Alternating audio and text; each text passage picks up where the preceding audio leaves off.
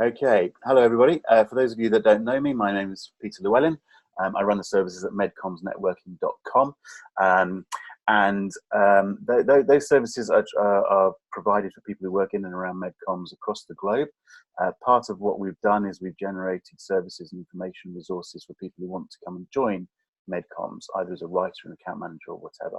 And you'll find those resources now collected together under the FirstMedCommsJob.com banner. We run, there's lots of articles, videos, whatever, there's careers guides, there's a lot of meetings that we run, but not everyone can get to the meetings. So one of the things I'm trying to do at the moment is run these Zoom webinars so that more people can engage and find out about what life is like in MedComs. And today we should have a shout out for MedComs Day. This is an annual event. This is the 8th year we run MedComs Day.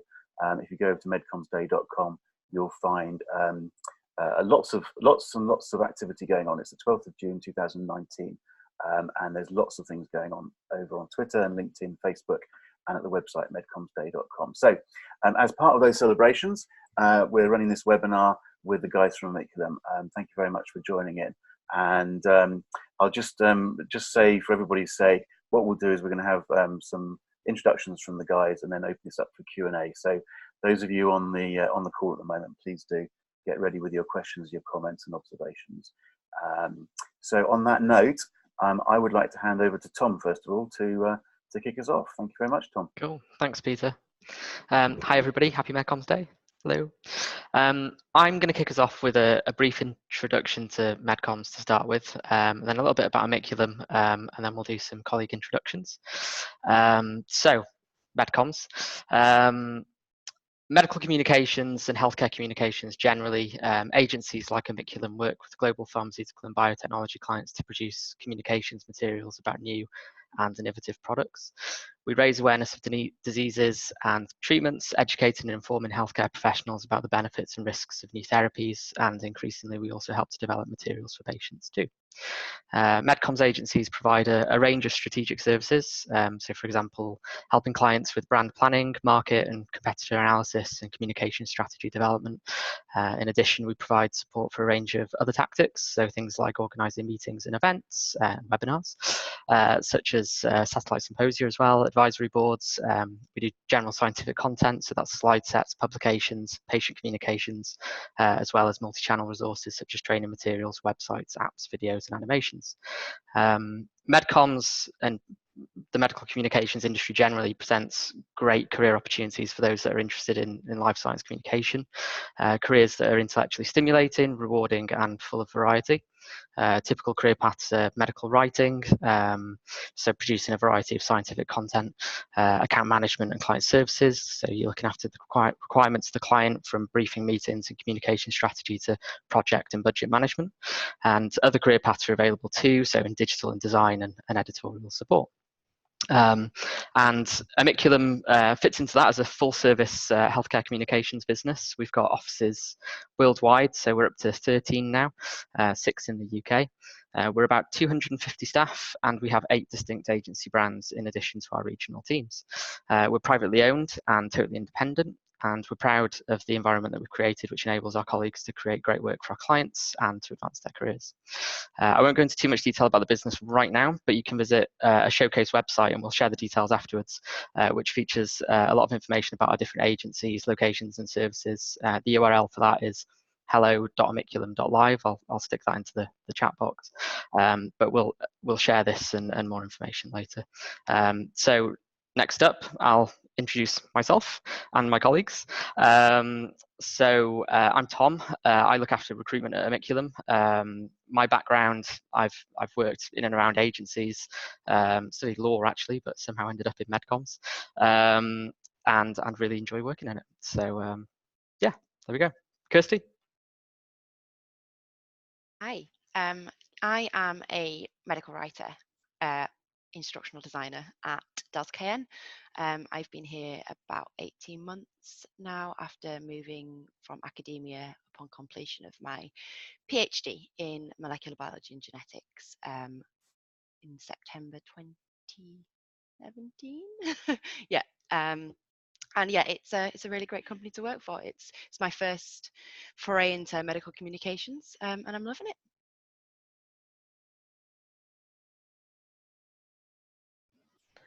Shall I go next? Hi everyone, I'm Chloe. I've been at AMICULUM now for nearly 5 years.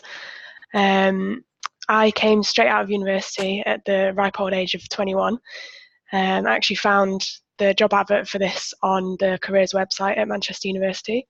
Completed my undergrad in neuroscience there, and then decided I love Manchester so much, so wanted to stay around. Found the job here, and I'm also a medical writer. Recently, I'm also foraging into the technical side of things as well, so a bit of a hybrid role for me. Okay, thanks. I guess Damian next. Hello, my name's Damian Reynolds and I'm the joint head of our digital business unit, AMICULUM Digital. So I've been with AMICULUM for about 3 years. And prior to joining AMICULUM, I worked for a number of large network type agencies around the globe, heading up their digital teams, so digital developers, designers, project management, etc. And my background really is in project management. And before that, in the early 2000s, I was actually a developer as well. So I think I've got quite a good kind of understanding of all the kind of opportunities and pitfalls around digital development. Excellent, thank you very much. Sorry, I'm looking to Tom just to double check that we're going to crack on with the Q&A, are we? Or did you want to say anything at that stage? No, it's all good. Excellent. Okay, so we know who everybody is, which is great. So can I say to the audience today, if you look at the bottoms of your screens, you'll see a couple of buttons. One is a Q&A button, one is a chat button. And if you can ask questions, make your observations via text, we will pick that up in the Q&A. So I'm going to just launch myself straight in and ask a question of Kirsty, I guess. You've thrown in your job title, which I think was instructional design. That might be a term that's not well known. Do you want to try and explain what that is? Yeah, I can give it a go. So yeah, basically, fundamentally, I am a medical writer. My job is to create content, but also it's about the actual learning aspect of the content and how to make it the most enjoyable and engaging learning experience for the user. So there's a set of principles that you can apply to various materials to make it a bit more involved and engaging and not just a lot of text on a page. So at Delta KM, we do a lot of e-learning and kind of much more interactive learning in general, maybe interactive PDFs or newsletters, and it's making it visually engaging as well as informative from a scientific aspect. Okay, can I ask, I'm going to ask a stupidish question here, but because instructional design has become a bit of a trendy term, yeah? It seems to get mostly linked with E-type activities, but the way you've just described that, I would have thought those principles should apply to more or less anything you're doing. I mean, do you distinguish, or is it just one of those things, it's not that distinguishable? You're actually, as a company, you're using instructional design throughout everything, or is there a clear difference when you get to the electronics? Yeah, I mean, I think it kind of is material specific. We would use it, I guess, mostly in e-learning materials. It would be something that you would have budgeted in, that you will spend some time creating effective learning design, instructional design. But yeah, I think it's something that I always try to have in the back of my mind when I'm creating any kind of material, really, just trying to make it as engaging as possible. Okay, that makes sense. Chloe, I'm sorry, I missed it. Do you class yourself as an instructional design person as well? Yeah, I think all the writers at Delta KM kind of have that instructional design informal training when they begin working here and stuff. So yeah. Okay, so again, an obvious question then, if from a Delta KM point of view, maybe Tom, you can comment. You know, is there something special you're looking for in new writers who were going to be more that way inclined? I mean, I appreciate there's a spectrum, but if you're going to start talking about instructional designers, are you looking for particular types of people to come into that? I guess we look for people with an interest in e-learning, and a creative flair as well, and an eye for design. A lot of it is, correct me if I'm wrong, Chloe, Kirsty, a lot of it's slide based. There's a lot of creating storyboards. It's quite different to other types of medical writing, like publications, which are very, very different by comparison. Okay. We might as well launch ourselves straight in with the. This is a question that comes up at almost all the events that we run like this, so let's just deal with it. We've got Anonymous coming in here with a question. Great talk. My question is the following: who would be better qualified to get a job in MedComms? A postdoc with several years of experience and more than 10 articles, or a postdoc without publications but some writing experience in blogs and newsletters? So what sort of writing experience are you looking for? What sort of writing experience counts more when you're looking at new starters? Again, Tom, I guess you lead that. Prior experience is useful, definitely. But I would say at entry level, what we're really looking for, and this is from all applicants, is an academic background in biomedical science, whether that's a research-based degree, so a master's or a PhD. It can be an undergrad degree if we're looking at somebody that has a real passion for science communication, and that's the second part, really, is that passion for science communication. It doesn't necessarily have to be 10 published articles and several years of postdoc experience. It's that passion for communicating science. Okay. And a question over here from Christopher: will not undertaking further studies such as PhD or masters hinder my employability? So I think this is touching on the point about whether you need a PhD or you don't need a PhD, or you need postgrad or not. Where do you stand on that one? Where does AMICULUM stand on that one?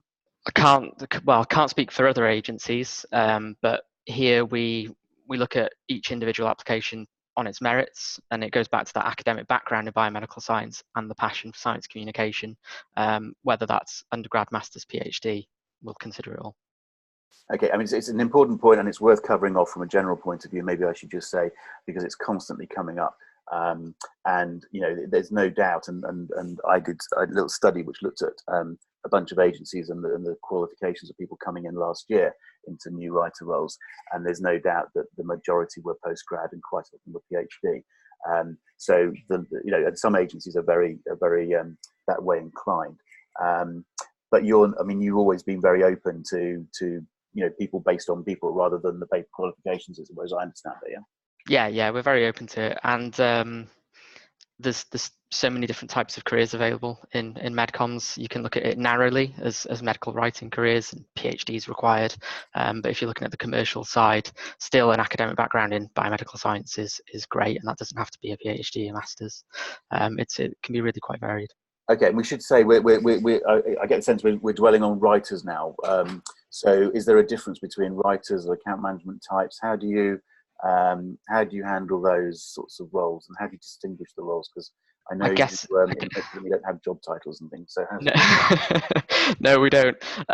So I think it depends on the application that comes through to us. Sometimes it can be quite apparent whether somebody wants to be a writer, whether somebody wants to be on the client services side of the business.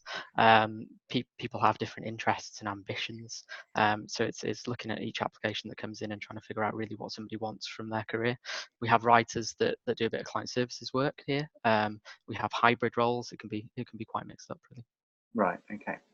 Just out of interest, you've mentioned you've got, I think it was something like 13. Was it 13 offices around the world? I suspect, but I don't know. I don't know quite where the audience is that's looking at this today, and obviously people come in and watch the video later on. So, are there any differences across the world in terms of your sort of processes in terms of recruiting people, or is it all much the same? It's pretty much the same everywhere, because we're looking for an AMICULUM business fit.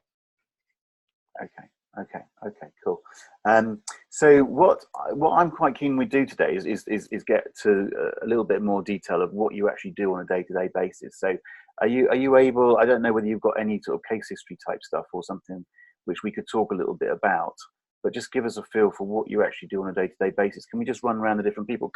Kirsty, can we start with you?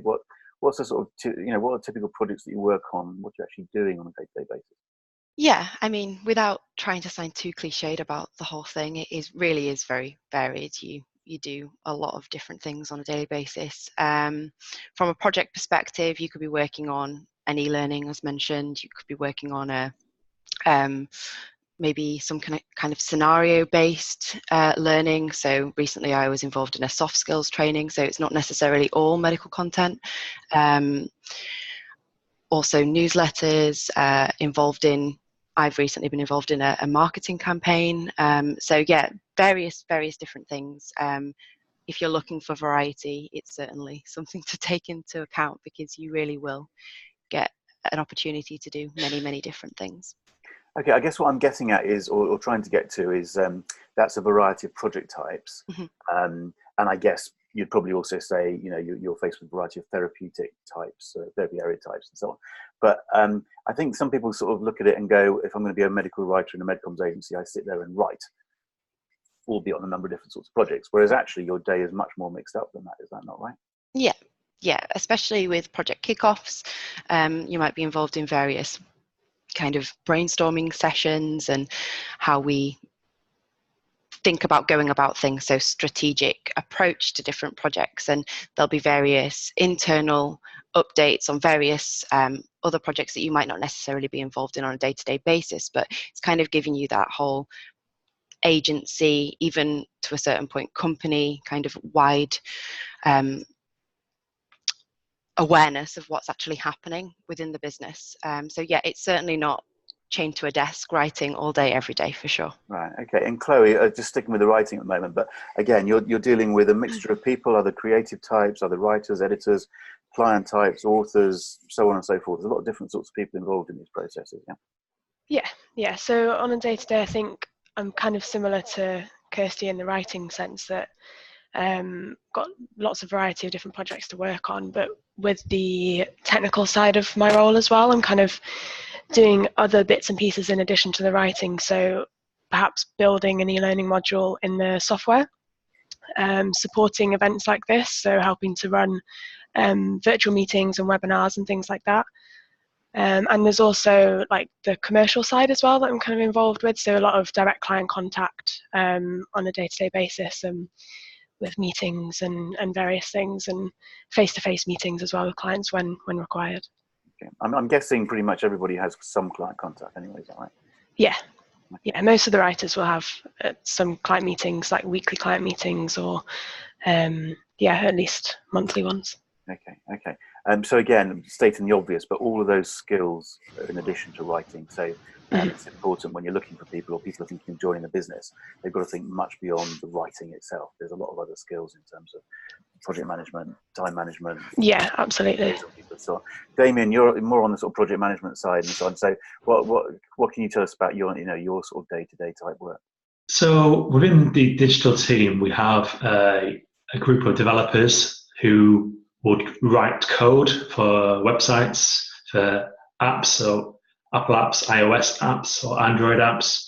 But we also get involved in platforms or developing for platforms which our client chooses. Okay, because we're dealing with top 10 pharmaceutical companies around the world, they have bought into platforms and technologies. So we have to ensure that our kind of whatever we produce for these platforms works on these platforms. Okay, so the teams are made up of, as I said, developers, creatives, and project managers. But we also have commercial team members as well who liaise with the clients in regards to timelines, budgets, and their requirements for a project. Okay, excellent. To us, again, I'm asking some obvious questions here. The travel is often picked up on by people. Are you all traveling all the time? Is that as glamorous as it sounds, or not? Or do you want to give us a few examples of your trips recently? I think for the digital team, most of it's done over done online. And online. If need be, we'll travel to the States or to Asia for client meetings. But again, 99% of it is done over conferencing like this. Okay. Whereas Kirsty, I guess you do travel a bit. I'm actually a bit similar to Damian. I personally haven't had that much experience in traveling. I haven't really had that opportunity yet, but I know that writers definitely do get that opportunity. Chloe has had a chance to do a bit of travel, but it's certainly not here, there, and everywhere all the time. You will get a chance to kind of be based in your home office. So yeah. Okay, so well, that's a bit disappointing. So Chloe, the focus is on you. You've done that. You're the traveller. So what have you done? So we've had various client meetings, which most often are down south, in and around London. So gone down there quite a few times. The big travel thing, if you will, was a few years ago. Went out to Durban in South Africa it was the HIV and AIDS conference. I was actually working with our AMICULUM Asia team just to collate some abstract summaries out there. So that was a really good experience. And the one thing I always say is it kind of, because of the location of it, it kind of felt more like a festival than a scientific conference. It was a very strange but good first experience of something like that for me. So. Okay. So it's interesting because I mean, you talk to some MedComms agencies, and obviously, they do a lot of event type work. So a lot of the writers are travelling around quite a lot, and indeed the account management, project management staff, because they're very much of a focus on events, which can happen all over the world, sort of thing. So overall, I guess you're not doing as much event work as some other MedComms agencies. So that's just simply a reflection of the fact that agencies are different in terms of the work they do. Yeah, I think at Delta Cairn specifically, our event work is virtual meeting events rather than face-to-face meetings. So it's kind of all based here. Yeah. Right. Okay. And I guess that touches. Oh, sorry. Go on, Tom. Go on. Sorry, Peter. We have a few people out on site at the moment. So I know there's a couple of the Mudskipper team that are out in Amsterdam. Mudskipper and 7.4 do a lot of international meetings, particularly because they do more live meetings than Delta Cairn, which is a bit more virtual. Okay. Yeah, I know I've said that we're virtual now, but actually that's reminded me that we've got two of our people out on site in Switzerland at the moment as well. So. Oh, right, there you go. But it's not you. It's not me, no. Not you. Okay. I mean, so okay. There's just a point in there that's maybe worth making. I suppose a general point. Agencies do lots of different sorts of work. Different agencies do different work. Things like travel can be a part of the job, maybe not so much a part of the job, depending on the agency, the type of work you do. So in terms of if you're a new writer or account manager or whatever, or wanting to come into the business, it might be worth exploring those sorts of questions with the company you're talking to, because that might impact on the practicalities of what happens when you get in. Yeah, the whole business has changed remarkably, and we're here on a virtual conference at the moment. I mean, the use, and you're touching on the fact that you use a lot of virtual technology for meetings and things. I mean, that has changed the face of the MedComms work quite a lot, I'd have thought, hasn't it? Anyone been around long enough to say yes or no? I've been around 5 years. I'm going to say yes. There we go. So yes, thank you very much. That's all we needed. Thank you very much.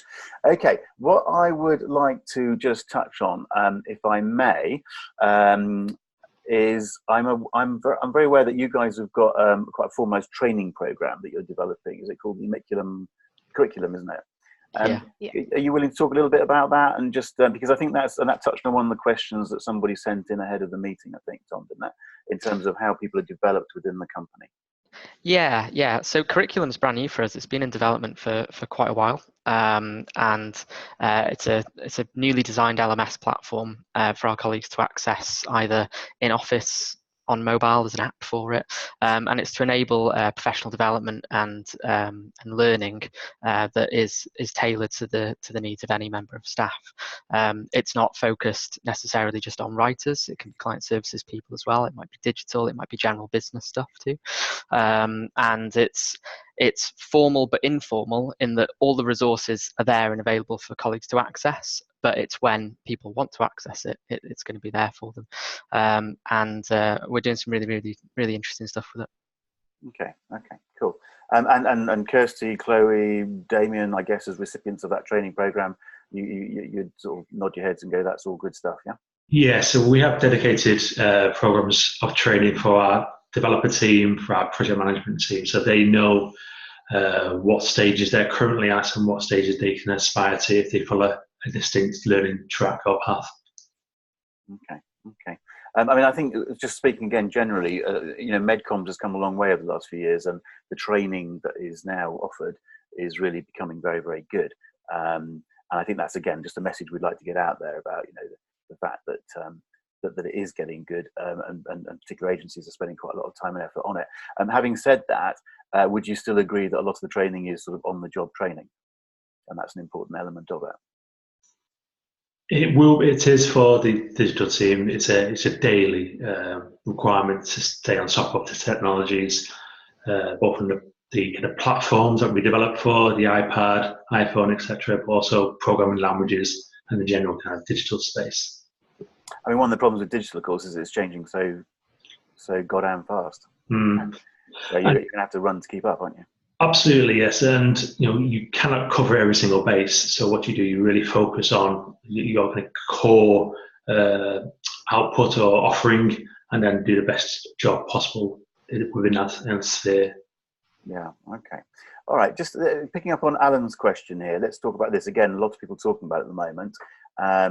As a business and the individual businesses, what's your views on how engaged are you with sort of patient centricity, patient involvement, patient engagement? How much of that is actually happening in real life as opposed to lip service for yourselves, for pharma, and so on? Lots of people are talking about it. Are you heavily engaged with patient-centric activities, and if so, what sort of activities?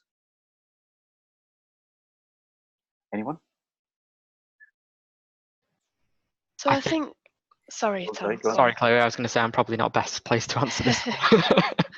I was just going to say, in Delta Care, or at least with my experience, we've not had that much involvement in patient case studies and things. I know there was something we did a few years ago with a client that was a pre-recorded video with a patient.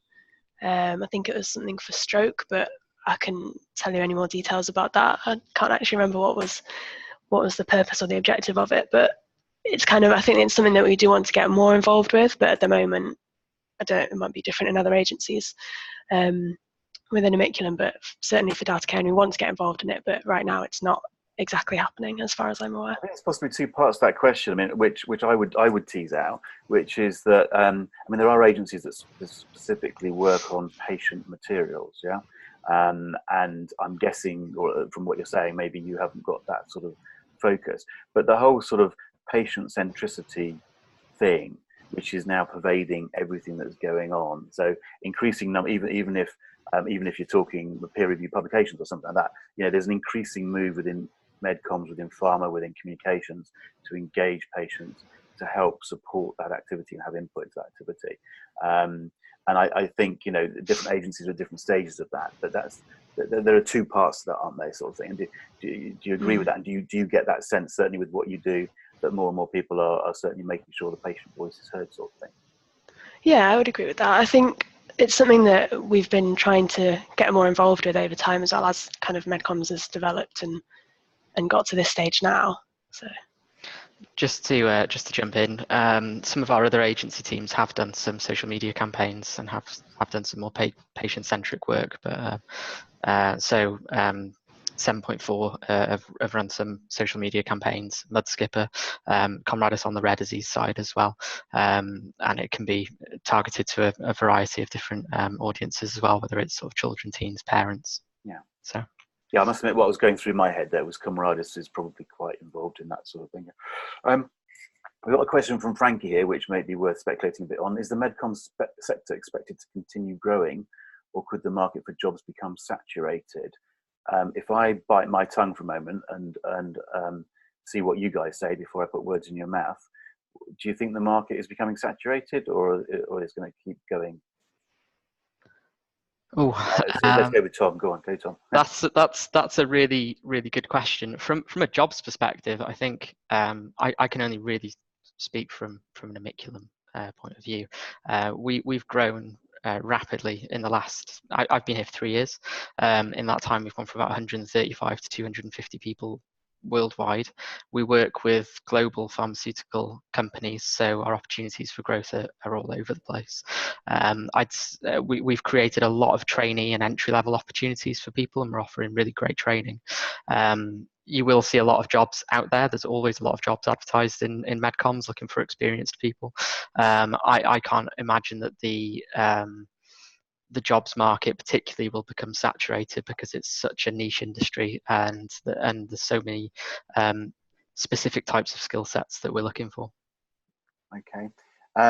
If I said from my point of view at a more general level, I think my answer to that sort of question is, I don't think we're anywhere near saturated at the moment. There's so many businesses within MedComms who are screaming out for people. There's so much work coming through. You know, over the last few years, the business sector has evolved and matured and really started to run.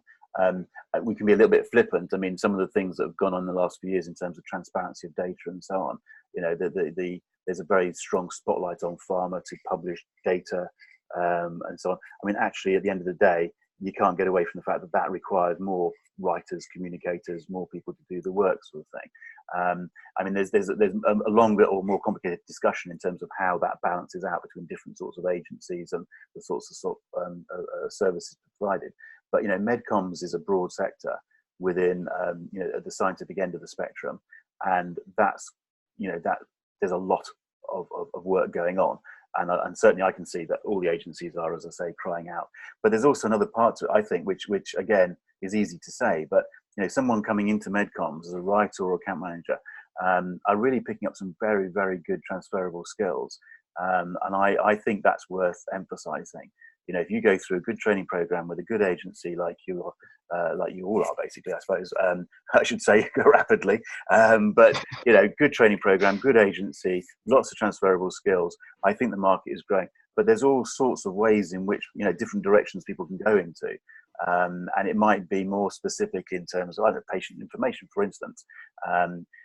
People will concentrate on pubs or the sort of e-learning, and there's lots of different ways of going, but there's no shortage of requirement for people, and I don't think the business is going to dry up soon. So frankly, I think that it's just growing and growing quite fast. The problem is, and I will throw this in from my point of view, my little soapbox, is it's very difficult to define what the medcom sector is. So it's very difficult to answer questions like how big is it, how much is it growing. So that's a rather more complicated question, which in the end you probably don't have a sensible answer for. But if you're coming to medcoms and worrying about the fact that it's going to, you know, the job's going to be disappearing in a year or two, I wouldn't be at all. And to throw this one at you, I don't know whether the writers have a view on this, or Damian from a more techie point of view. The robots aren't taking over medical writing yet, are they? Well, there you go, Damian. Go on. There you go. Maybe. I think in terms of the jobs, the type of jobs and the opportunities within, you know, my sector, the digital sector, is huge. And you know, we're always looking for talented young developers, talented young designers, project managers, so that the roles and the opportunities are changing on a weekly or monthly basis. And technologies such as AI are definitely going to enhance what the medcoms community can offer moving forward. It's not going to replace us, it's going to enhance our services. Excellent. So you still basically see growth? Absolutely. All around it. Okay. Yes. Okay. Yep. So look, I've got one eye on the time. I'd quite like to sort of start wrapping up this formal part of the session for today, but I just wondered whether, and maybe I could put you on the spot slightly, each of you, you know, what's a sort of a tip you would sort of pass out to somebody who's thinking of coming into medcoms? What's a tip? What could they be doing to prepare themselves a bit better to get into the job? Go on, I'll start with you, Tom. Have you got something that you can just throw out there? And what should they be thinking about? My top tips for anybody looking to get into medical communications, I would recommend thoroughly researching agencies and career paths. So Peter, you have the careers guides that are available on FirstMedCommsJob.com. They are a really, really good source of information for people that want to learn more about the industry. So I'd do your research. I would attend networking events and careers events where you can, where you know medcoms agencies are going to be attending. So there's the first medcoms job events that we're part of. There's university careers events as well. We have a whole university outreach scheme on the go at the moment, which is going really, really well. Ask loads of questions, talk to people in the industry, try and learn as much as you can, figure out what you want to do, and then put together an application and start putting it out to the agencies that you'd like to work for. And in terms of application tips, your CV and your covering letter is one of the most important pieces of work you will ever do. So make sure it is a perfect piece of work. Okay, excellent. That was actually very comprehensive, Tom, having put you on the spot like that. So thank you very much. And I should just say to the other three, have you got anything to add to that? Anyone got anything useful to add to that, or shall we I don't think so. I think Tom's kind of covered everything there. He did very well there, didn't he? Very, very well. Well done, Tom. Okay. Okay. So, Thanks, Tom. So look, let's wrap up this recording. But Tom, can I just ask you then, for the sake of the video, can you just repeat the web address that you're going to suggest that people go to if they want to find out more? Yeah, it's hello.amiculum.live. I did drop the link down in the comments box as well, or the chat box. That's great. I'm just thinking for the video, we need you to say it out because they won't see the comments in the comment box. Okay. So that's fantastic. Okay. All right. Well, look, guys, I'm going to call a halt to this for the moment for the video recording. But for those of you online, please don't rush away because we can carry on talking for a bit yet. So on that note, huge thank you to all of you from AMICULUM, Tom, Damian, Kirsty, and Chloe. Thank you very much for joining in. Now let's all say goodbye with a little wave. Say bye. Thank you.